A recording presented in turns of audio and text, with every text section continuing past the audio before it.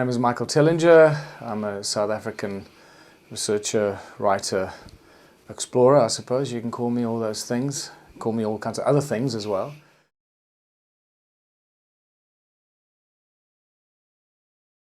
I have a background in pharmaceutics from the University of Witwatersrand in Johannesburg. Tell me a little bit about your passion. What drives you at the moment in terms of your research? My passion is really to bring more clarity and unravel what I call the murky origins of humankind and the lies and deceptions that we've been taught and have been shoved down our throats for a long period of time. And when I say a long period of time, I actually mean thousands of years, and not just in the last few decades or a few hundred years. The disinformation and the misinformation that we've been brought up with about who we are, where we come from, why we're here as a species, and putting together the scattered fragments of information and clues that you find all over the world, and put together a far more cohesive picture that gives us a more palatable and scientific answers to who we are as a species and why we're so psychotic as a species at this point in time. And hopefully, once we have some of those answers, we can start feeling a bit more comfortable about our place in history and our place on this planet and our role in the greater scheme of things in the galaxy and the universe. Now, I understand that your current research is to do with monoliths in South Africa, on your home turf, so to speak. Tell me a little bit about that. Yeah, many authors have been writing and researchers have been writing about Southern Africa as the cradle of humankind, where the original gold mines used to be. A lot of Sumerian tablets and translations seem to point in that direction. And a lot of material exists with that kind of content. But there hasn't really been any physical proof or evidence for this early vanished civilization until our current research right now. And it really is a journey of discovery that started with my first book called Slave Species of God, which really pulled together a lot of these bits of information and tried to put it into a cohesive story, which people seem to enjoy a great deal, because I did really put together a story that you can read without getting too scientific about it. And that led me to meeting certain people that have made discoveries, Johann Heine being the main character and the main role player in this, who in 2003, by accident, discovered what we now call Adam's calendar, and has turned out to be currently, according to our current dating and research, the oldest man-made structure on Earth that goes back close to 300,000 years ago. Now, when we start talking about dates, it's going to send shivers up people's spine at first, because we start dealing with time scales that no one has ever dealt with before. I'm so used to it by now that, I throw these numbers around quite comfortably. I know that a lot of people, when they first see this, are going to go, whoa, 300,000 years ago, you got to be kidding. Man lived in caves and we were hardly evolved. That's not the case. There is so much overwhelming information, and this is why these discoveries are so important, because it shows us a vast, vanished civilization, larger than any other settlement built on Earth by humans since. Okay, you need to put this into context. Larger than London, larger than Los Angeles, larger than any other modern civilization metropolitan area has completely vanished from the face of the Earth. And this is what we've uncovered. And has it had help in the vanishing? It certainly had help. And the main reason why it vanished seems to be the flood, the so-called biblical flood that's spoken about and written about in pretty much all ancient cultures and civilizations, that happened around 13,000 years ago. That's also pretty debatable whether it's 11,000 or 14,000 or whatever. It depends on who you read and what research you look at.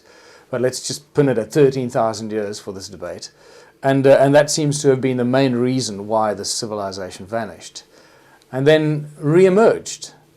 And this is what is so fascinating. But if it wasn't for Johann Heine's discovery of Adam's calendar and its very important place in African culture, ancient African tradition, we wouldn't have actually been able to put together all this interesting correlation and how it links. You need to put this thing into context, how big this whole thing is. Can you tell me, obviously, I'd love to go into great depth, but at the moment, let's try and keep it brief for now. Can you give me a brief outline of exactly what Adam's calendar is? Adam's calendar is exactly what we call it. It's a calendar. It's a monolithic stone calendar. It's aligned perfectly to the cardinal points of planet Earth. It is aligned with the north, south, east, west. Obviously, it shows up the summer solstice, the winter solstice, the equinox, and then we start finding some interesting anomalies, or not anomalies, surprises, should I say, where we suddenly find that it's also aligned to the rise of Orion's belt.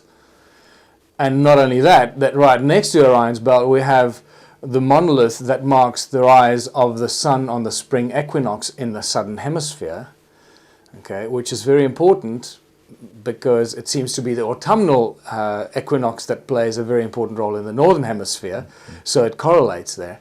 And guess what? Guess what symbol marks the rise of the sun on the spring equinox? A Horus bird, a beautiful carved statue of the first or the oldest Horus statue on Earth, which is at Adam's calendar. And these are the things that suddenly start to emerge. And where are we talking about geographically? It's in South Africa. It's in a town, or right outside of a town called Kaapse Hoop, which is not far from Nelspruit. Nelspruit people will know as the gateway to the Kruger Park. And it is pretty much the flagship in what we now believe to be the largest and the first ancient stone settlement. Can we talk for a second about context with Indigenous peoples? Is there a collective racial memory of any of this? Does it persist in folklore or anything? Absolutely, very much so. It's part of the ancient African tradition that is well guarded by the sangomas or the shamans. The sangoma is the African version of a shaman. And the famous or the beloved Credo Mutwa speaks passionately about Adam's calendar. He was initiated there in 1937. So when I met with Credo just more than a year ago, I have a 4.5-hour interview with him that we filmed. And he speaks greatly about it and passionately. And he mentions that Adam's calendar is one of the 2 most sacred sites on Earth. And he calls it, and it took me a long time to figure out what he meant by this, and this is all part of my presentation and the work and the research now, is that he calls Adam's calendar where heaven mated with Mother Earth. And that's very important context. And it's not far from another site which is known as Tsodilo Hills, which is a serpent worship site in northern Botswana. And he calls that the other most sacred site on Earth. And when you start looking at the whole origin of the human race and where we suddenly sprung up and what the conditions were, and you bring what the Sumerians talk about, the Anunnaki and what they were doing on planet Earth, and you look at the size of the scope of this ancient civilization, what they were doing, they were all there for one reason only, and that is mining gold. It all starts to fall into place. Because this is now touching on Zechariah Sitchin's work, isn't it? It not only touches on Zechariah Sitchin's work, but it touches on all the mythologies. And we've got to remind ourselves what mythology means. We've got to first go back. What is the origin of the word mythology? It is certainly not the way we use it today.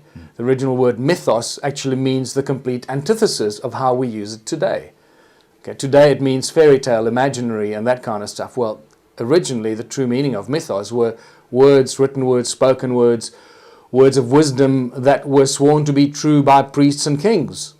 So, since when did we start suddenly analyzing and calling it imaginary? This is just another piece of disinformation that has somehow been imprinted in our very recent mindset. And this would, I suspect, if I'm following you, this is another indication of how them that are they have corralled information and kept it away from us. Absolutely. And what is really fascinating about these discoveries we're making in South Africa is not only are we dealing with the first civilization of humans on Earth, and we dated back to about 285,000 years, and And even though I try and approach it very scientifically wherever we can, I also do not dismiss the very valuable input of psychics and psychic ability. And for those people that still think psychic ability is this mumbo jumbo kind of pseudoscience, well, they need to wake up. Psychic ability has been well used by the military very, very quietly. The American, the Russian, the German military have been using psychic ability in various ways to do all kinds of things. The remote viewing programs, the Galactic Warriors things. Yeah. Exactly. So, there's still people that you've got to go out there and do the research, and stop being a cynic about this. And if you don't know about it, don't say, well, I've never heard of it, it can't be true. I've never heard of it is not a scientific argument. It just means that people are badly informed. Absolutely. Absence of evidence is not evidence of absence. Correct. And you just mentioned a very important thing here, because I went to see Stonehenge yesterday. Now, I've obviously been formulating my own opinions from researching Stonehenge from all kinds of books I've been reading. Well, I got some news for you, okay? And this is going to be a big bombshell that I'm going to drop on the people tomorrow during my talk. I think Stonehenge is about 400,000 years old. It pleases me hugely to hear you say that, and I've actually had a shiver just run up my spine. I have long had this idea that the orthodox archaeology that we're presented with is not just misguided. It's bullshit. It's intentional bullshit, and that most of the edifices that we can see, so the pyramids, Chichen Itza, Stonehenge, Adam's calendar, which until very recently I knew nothing about, they are not just a bit older than we thought they were. They are significantly older. Yeah. I find that's why when I listen to a lot of the speakers here at Megalithomania, it's really interesting to listen to them speak, because most people, until they look at what we found and how old it is, when I now hear people speak about 5,000 years old and 10,000 years old, I just go, that's just yesterday. This is just really, let's get to the nitty-gritty. Let's get to the real beginning of human origins. And now we start correlating the DNA and the mitochondrial DNA evidence of how old we are as a species with the earliest stone structures. And there's a very comfortable fit there. The origins, the cradle of humankind in southern Africa, it all starts to fall in place. So I feel really honored and pleased and excited about being the messenger to bring this physical evidence to the sort of playground of the researchers to start delving into much deeper. Okay, let's cut to the chase here. You're talking about a date of 100,000 for Adam's calendar? 100? No, 285,000 years. 285,000 BC. Okay, I've got to ask the question, how have you dated it? Every possible way you can think. Anything that has got a possible scientific angle that we can look at, we look at. Because the two favourites, of course, are carbon-14 dating and mass spectrometry, but they both require organic samples to work from. Have you been able to do that? No, of course not. You can't carbon date rock. Of course, exactly. So there's very little you can do. So now we got to look at everything else around it. Every little piece of evidence that we can find. And this is the interesting thing. This is not something you can do in a day or a week or a month. It's taken us 7 years of intensive studying and looking and observing. Sometimes we just go there and we just sit. You just sit and look and just let the things come to you, because you may just see something that you've been seeing every day and you just don't take notice of it. And this is what happened to me at Stonehenge yesterday. I took one look at, because I study stones on a daily basis. I mean, I sold up in Johannesburg and I moved out into the mountains, into the area of Watervalboven, where the densest areas of these ancient stone cities lies. And so I can go up the mountains, anytime and study different parts of these ruins. But I've studied them all the way from Nelspruit right across South Africa into Botswana. I need to go into Zimbabwe. The one thing we find is they're all made of the same stone. Same stone. And has it come from the same locale, or has it been hauled from somewhere else? No, the stones that they use are not the stone, the bedrock there. They always bring them from somewhere else. But it's the same stone. It's, in South African terms, it's known as the Hornfels. It's a very well-known South African geological formation, and it's a very specific stone. Now, you'll hear many of these people here, the Megalithomaniacs, talk about how important silica and silica dioxide is in the stone. Well, I'll tell you why it's important. It's so important that every single one of these ancient structures in southern Africa was built with these stones. It's a metamorphosized quartzite with predominantly silica dioxide in it, with aluminium and iron making up the balance. And it's got very special resonant properties, harmonic resonant frequencies, and this is why I was so interested in some of the other speakers who delve into this harmonic resonant frequency, and because there's so much more information that they can get from coming to study these ruins in southern Africa. I was thinking precisely the same thing. I was at Paul Devereux's talk this morning, and I listened very carefully to what he had to say, and it seemed to me that he'd done all of the lead work and then missed the conclusion. That's, and I have no bone to pick with the guy at all. I like him. I think he's a hard-working guy. He's a genuine guy. I just feel that one of the obvious things for me when he's talking about the resonance and the resonant frequency in the stones and the singing stones and the bell stones and all the rest of it, ask the question. The question is, how do you activate these? No, you don't hit them. No. You chant. You sing. You create your own, as you would if a group of you sing next to a drum and you hit the drum's right tone, the drum will sing. No, but the other question you need to ask yourself, why? Why do you want to use the stones that have these properties, these very special properties? And when you see the structure of this ancient civilization in southern Africa, how it's put together, it took us a long time to figure this out, and until suddenly one day I accidentally heard one of the stones when we were clearing one of the sites. I heard the guys clearing it, and they started stacking some of the stones we were lying. I went, but these stones, they ring like bells. These stones all ring like bells. And then I suddenly thought to myself, but we've got all these stone circles. Each stone rings like a bell. We got thousands and thousands of strings, call them piano strings, in each circular wall, which incidentally have no entrances. Okay, it's another very important anomaly that our archaeologists have missed. No doors or entrances or windows, just stone circles. And every stone rings like a bell. And suddenly you realize that just like a piano, you have a harmonic instrument with thousands upon thousands of strings in the walls. Now, to create a standing wave of sound of a specific frequency out of that is not very difficult. And anyone that works with sound and the generation of sound will understand that. And then you start looking at the different shapes and the structures, that each and every stone circle is a unique shape. It's like a fingerprint. They're not mass-produced. And they're all linked with these beautiful, what we originally thought were roads, but then we started calling them channels.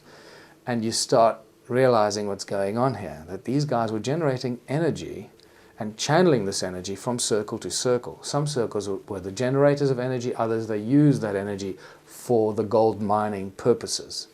So they're using sound to make rock more malleable, so you could get at the ore? Everything. I mean, I think the guy we need to look at in very recent times is John Keeley. John Keeley in 1888 already started showing how sound can be used for everything. Levitation, crushing giant 20-ton pieces of granite or whatever into the finest talcum powder. Our mining industry can't do that today.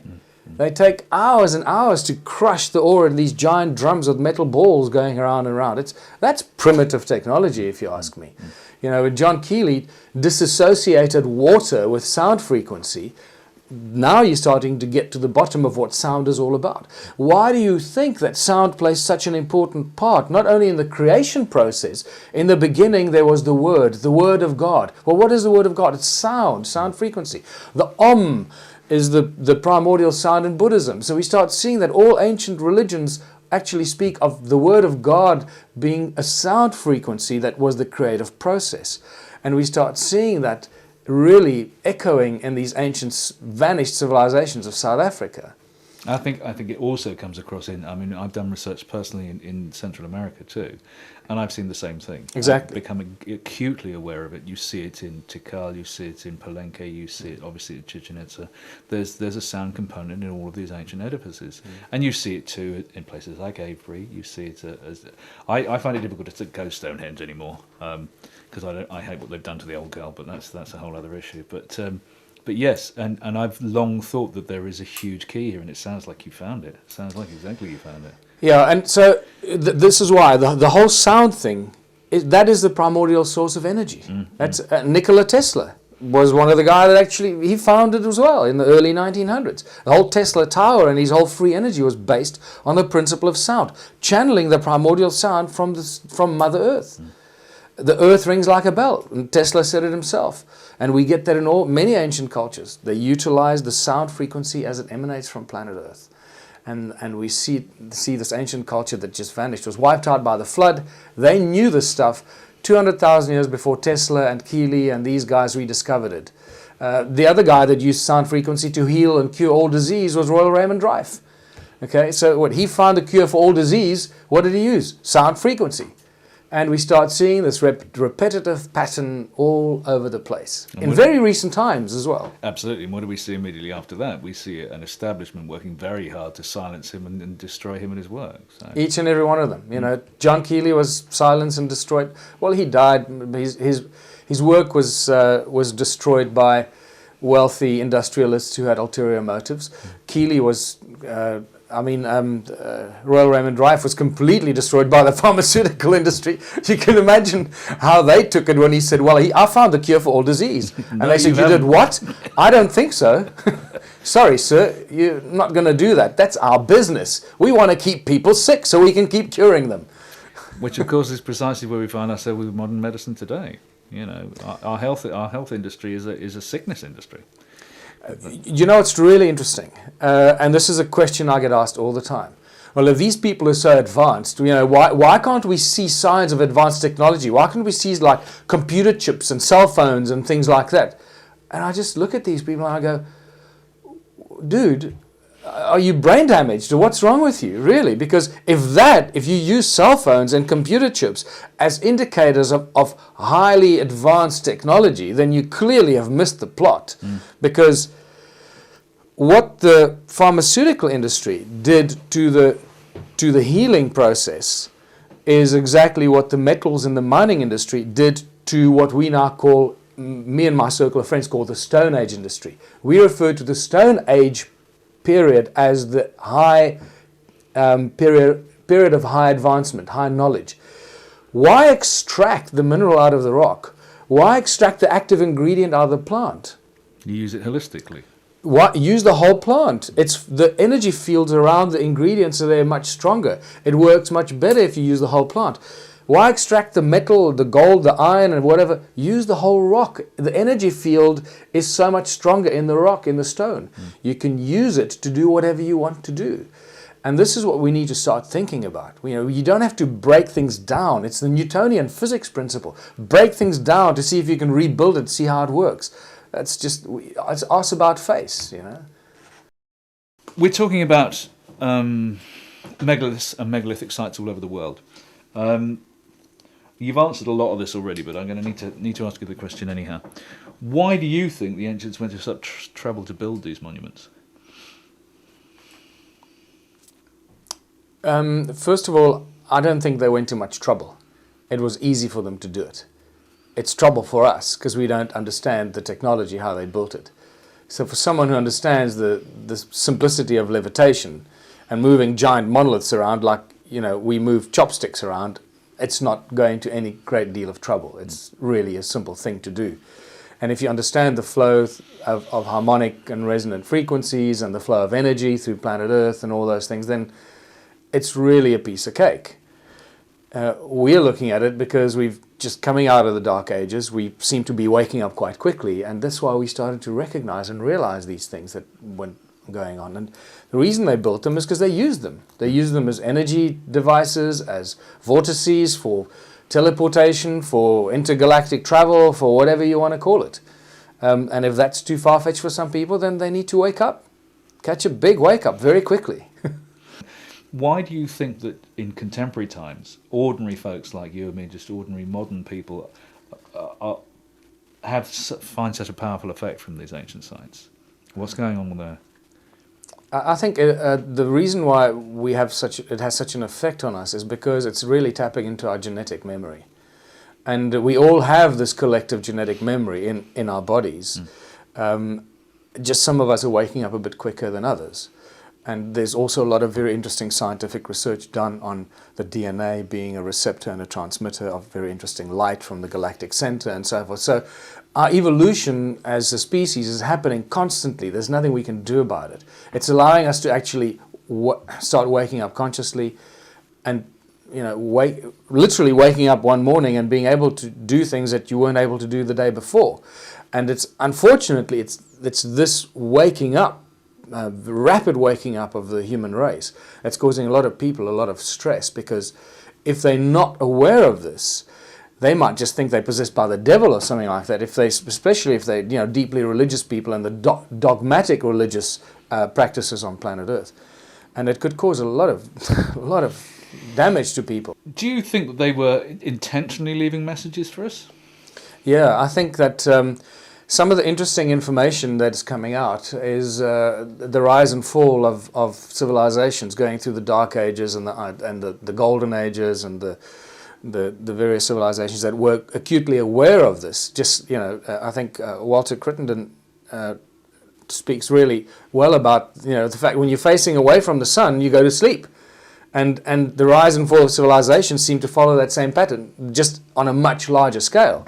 And the ancient civilizations, when you're in the golden age and you're aware of all this stuff, you will also be aware that you're about to go into decline. So you'll frantically start doing things and leaving messages for your future, generations, giving them information and messages that can't be destroyed. So you will do it in hard rock, indestructible surfaces and things that, cannot easily be eroded and so forth. So leaving messages the best you can for future generations to look at and go, hold on, there were some really advanced people before us that knew stuff that we've forgotten. Yeah. And I think, just to kind of extrapolate on that slightly, is that it does us a great disservice to believe at face value everything the orthodoxy will tell us, which is these were primitive people, these are ancient sites that don't really mean much beyond that they were doing human sacrifice and they knew which way was, the equinox. And I agree entirely. I think, it is incumbent on us to take all of that with a pinch of salt and actually go and find out for ourselves. Yeah, the alignment with the sun, the rise, the equinoxes and the solstices, that's all very impressive, but that wasn't really the most impressive thing. That was just, it's like a clock. We all have clocks and watches, so they did the same. Except they went a lot further with that kind of information and the alignments and the leaving us interesting, not only leaving us interesting sites and things like that and carvings, but actually also using them. They were actually actively using them during their own times. Let me ask you something. I suspect I'm going to know the answer I'm going to get here, but how do you think the ancients were able to quarry, lift and place such huge pieces of stone? It's all just simple levitation, understanding levitation. Through acoustics? Through acoustics. Probably through acoustics. And if you... I think Nikola Tesla, not many people are aware how much work he did on this thing called radiant energy. And he cracked it. He actually did crack it. And that's been very well covered up. There's a huge resurgence in individual groups that are trying to recreate this radiant energy that Tesla started using, and they're making good progress with it. And it's a different kind of energy. It's a non-polar energy. It's not a lethal kind of energy. It is an energy that travels instantly throughout the universe. It's like, action at a distance, spooky action at a distance, that Einstein and others worked with, not understanding how that can happen. It travels, instantly. And this is the kind of energy that was available. And with that, you can do anything. I suppose, in a way, it comes down to the frequency of matter. Ultimately, it gets very confusing, actually, because when you start dealing with quantum mechanics and the subatomic structures of things, it gets really weird, right? I mean, we all know this. Anyone who started to look at quantum physics starts to realize that things really break down, and Newtonian physics goes out the window, and we have to start accepting that there's another reality that happens that most fundamentalists feel very uncomfortable with, and yet there it is. So what I find interesting is that science, and I suppose most quantum physicists are probably the best propagators or promoters of the concept of God or a divine being, because they deal with that kind of stuff on a daily basis. But these ancients had the knowledge of this basic flow of energy that they could do everything and anything with, which we've lost. Given that there are obvious alignments and reflections of celestial bodies, the sun, the moon, the stars, in many of the ancient megalithic structures and ancient sites, why do you suppose they were so important to the builders? I think the stars are really used as pointers to the origins of our species. As far as I'm concerned, our species does not come from this planet. We are not of this planet. We arrived on this planet by possibly by accident, possibly by predetermined destiny or whatever. And if we had to go out into deep space and look back at where we come from, and we want to leave messages for our future generations, we would probably also draw a picture of the sky and say, look, that's where we come from, honey. See that little star over there? That's where we come from. Well, it's obvious. Why do you suppose that archaeologists and orthodox academe are so resistant to these ideas? I think there's actually a very simple answer to that. Most people in hardcore academia that are affiliated to tertiary institutions have a fear of losing their job. And I can say this because I have had hundreds of emails from academics all over the world saying, wow, I've just been following your work and your research and these discoveries, and it's absolutely mind-blowing, and I agree with everything you're finding, and most of your sort of hypotheses and so forth really sound very interesting and plausible, but I cannot support you in an official capacity because I may lose my job. That's it. I mean, is that the kind of educational institute that we want to build, and educational future that we want to give our children, where our educators and the educational institutions, which are supposed to be the promoters of knowledge and the growth of information, this dissemination of information, these guys fear to say something because they might lose their job? It just shows you very quickly that dark ages have not really left us. Some institutions still operate very much within the confines of dark age mentality. Well, it is very much anti-science, isn't it? It's the opposite of incorporating new information and adjusting your paradigm. It's the very antithesis of that. There's another very important reason why some of the academics just don't get it, is their field of study is very narrow.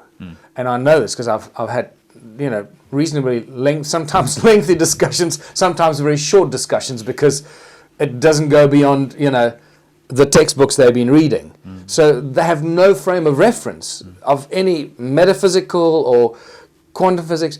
They just don't have any frame of reference other than the textbooks they've read at university.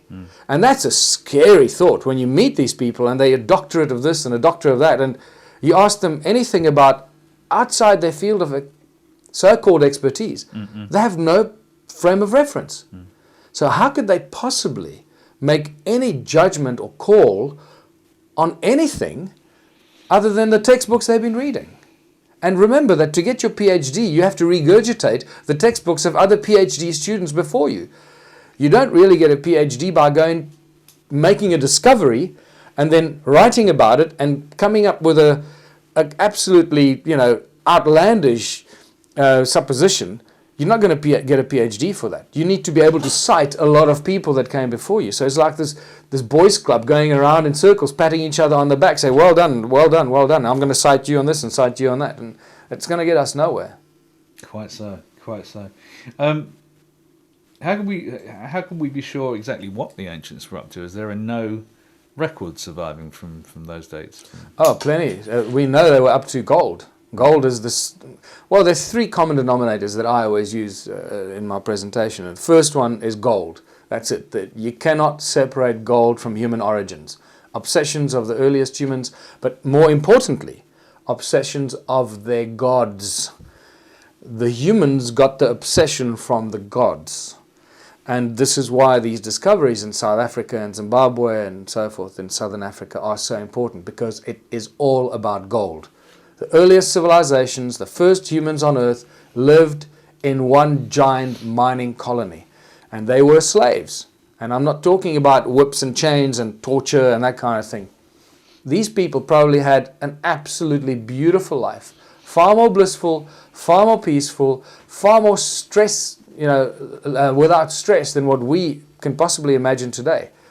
They didn't understand the concept of freedom or democracy or, a free will or that, but they had absolutely everything they could dream of. But all they had to do is mine gold. Everything they did revolved around mining gold. And then later it became iron and other minerals, and that we've seen as well. We've got iron mines that go back 100,000 years in Southern Africa. Plenty of evidence of that. And what do you think about the ultimate use of this gold? Was it in its metallic form? Was it in its rock form? Was it in white powder monatomic form? Originally it was definitely for the metallic kind of gold, the shiny gold metal, and that is incidentally why why people wear that around their necks today. They think because it always belonged to the gods. Remember, if you ask ancient civilizations, wherever you go, you ask the indigenous people, who does the gold belong to? There's always one answer they give you: it belongs to the gods. The gold belongs to the gods. So now we start seeing, repetition after repetition. Here we have the Anunnaki arriving.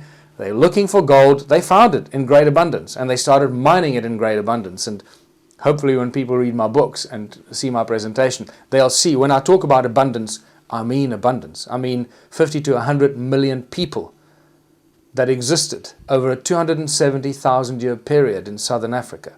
I know this is something that comes as a big shock. Because when we have over 10 million stone structures covering the whole of Southern Africa as one giant energy grid, looking like the greater, imagine London just carrying on for, covering the whole United Kingdom. That's what Southern Africa looked like, just like one giant energy grid, all about mining gold. And this existed there for 270,000 years until the flood came along and wiped it all out. Wow. Let's just talk for a little bit, just in closing. Sites all over the world, from the Americas to Africa to Britain and Europe.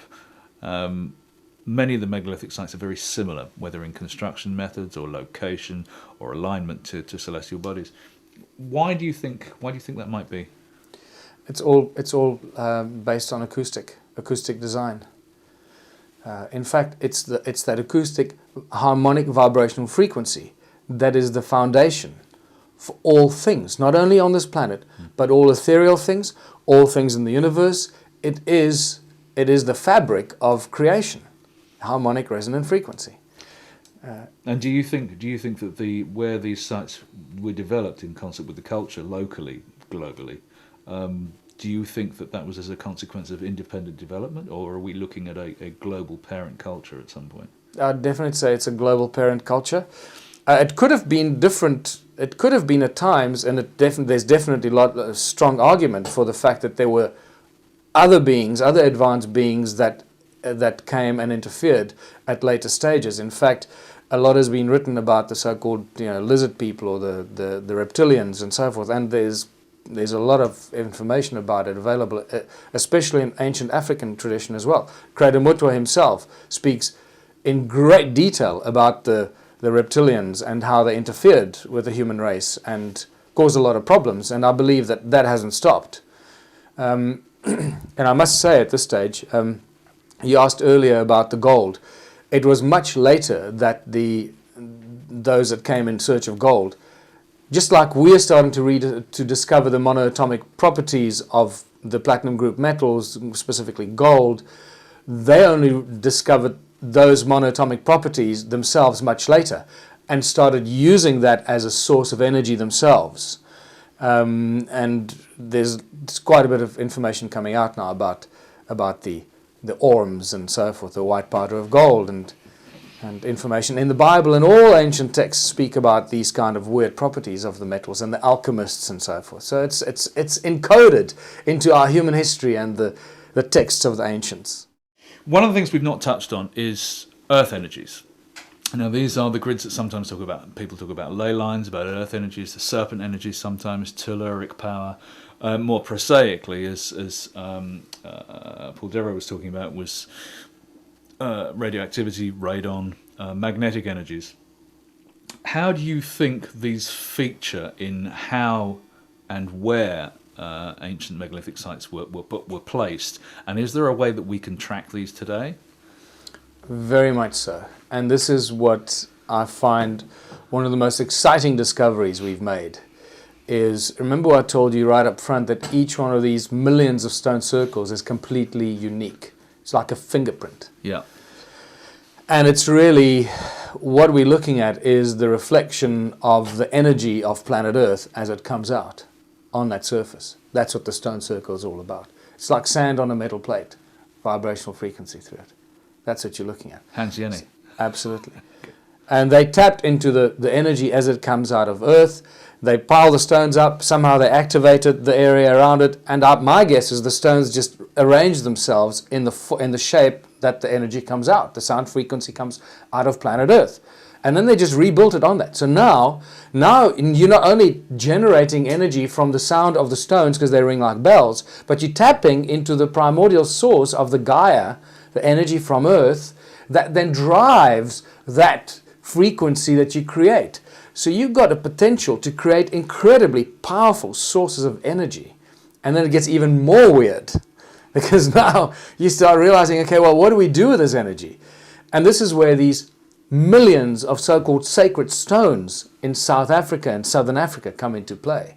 Now you need to see these sacred stones to understand what the hell's going on here. And a sacred stone is just a stone with a hole through it. But these holes are so perfect and so perfectly smooth and like an hourglass shape that suddenly you realize these, before I go there, the South African Archaeological Society still hold that these were used as weights by the indigenous people on their sticks to go dig for roots. So they would spend a life, Anyway, this is how crazy and idiotic they are. So suddenly you realize that these sacred stones were the tools of these ancient artisans. And that's why there's so many of them. There are millions of them in a so-called sparsely populated subcontinent where there are only a few thousand people living for thousands and thousands of years. We have millions of sacred stones with holes through them. The numbers don't match up. So this is all the stuff I deal with in my research and my books and my presentations.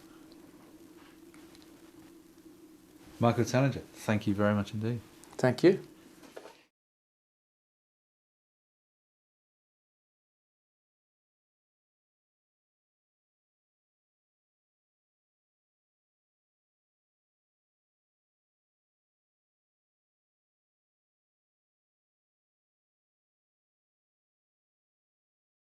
Megalithomania.